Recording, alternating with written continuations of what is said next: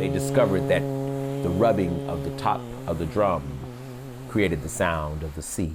The Black Choir didn't start in church. It started in captivity as survival. Dr. Daniel Black, professor of African American Studies at Clark Atlanta University, says before church choirs, before harmony, before robes and pulpits, there were voices below deck. This is when the Serere, the Tiv, the Ga, the Ewe, the Mandinka, the Yoruba, right, who are all forced together in the same place, right, forced into the same horror, in the same tragedy. Torn from their homelands, Africans carried rhythm in their bodies and music in memory. This wasn't performance, it wasn't preservation. Melody became the last shared language.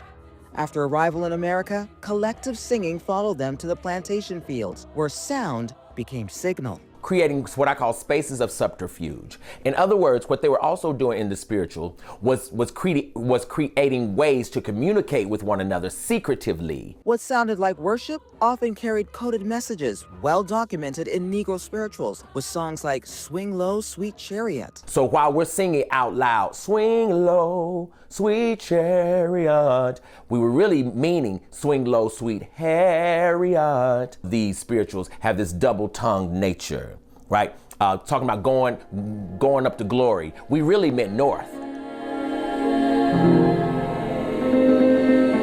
Dr. Kevin Johnson is an associate professor of music at Spelman College and director of the Spelman College Glee Club. Johnson says after emancipation, field songs moved into church walls, harmony organized, and the Black Choir was born. It's a culture built on struggle and on expressing that struggle and coming out the other end of it with beauty. In 1871, the Fisk Jubilee Singers carried spirituals from formerly enslaved communities to global stages, raising money to keep their school open. Their harmonies were so amazing. Their harmonies were so tight. Their harmonies were so magical. But see, black people have been doing polyrhythmic singing, polyrhythmic movement, polyrhythmic dance, and that's very important to understand, right?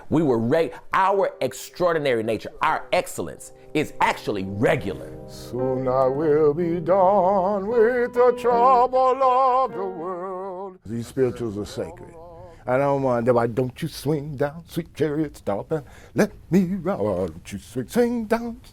We don't want that, but hence becomes gospel. By the 1930s, quartets shaped the sound. The 1960s ushered in the full black gospel choir movement, led by figures like James Cleveland and Georgia's own Thomas Dorsey. Choirs became community in motion, especially during segregation, where collective sound meant collective strength. By the late 20th century, gospel crossed into the mainstream. It's Kirk Franklin, who I think did a magical work in terms of gospel music, because gospel music got into places that it had never, ever gone before. And then came a shift. But the choir movement has really absolutely all but dissipated. And now we're into the praise teams. So what does the future hold? We need a revolution in lyrics. We need some gospel songs now about the marvel of Nat Turner. We need some gospel songs now about the genius of Fannie Lou Hamer. See, if we cannot sing our own heroes as deities, we'll remain slaves to somebody else's theology. The Black Choir was never just harmony. It was survival, history set to melody, and whether in a church, a protest, or a praise team, the tradition lives on as long as voices rise together. And that's